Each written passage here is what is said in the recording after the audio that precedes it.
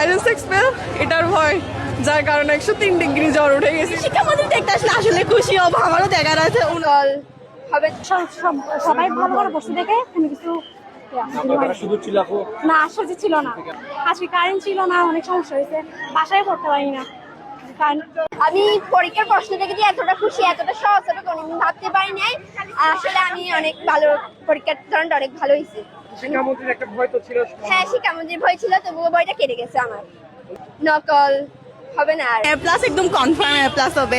MCQ কঠিন হবে ভাবছি, বাট পুরাই সহজ ছিল এন্ড অনেক কমন পড়ছে। স্যাররা অনেক ভালো ছিল, সবকিছুতে সাহায্য করছে। শুধু নকল করার কোনো সুযোগ ছিল না, কিন্তু চাইলে আমরা করতে পারতাম, কিন্তু যেহেতু পড়ছি এই জন্য সব পারছি। না পড়লে তো পারতাম না, পড়ছি তাই সব পারছি। শিক্ষামন্ত্রী দেখতে আসলে আসলে খুশি হব, আমারও দেখার আছে, ওনাকে দেখার অনেক ইচ্ছা আছে।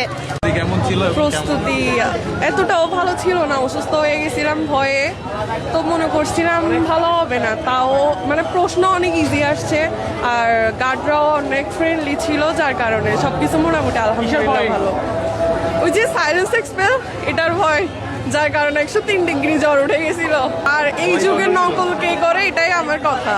যারা নকল করে আমার মতে তাদেরকে 2001 সালে পাঠিয়ে দেওয়া উচিত।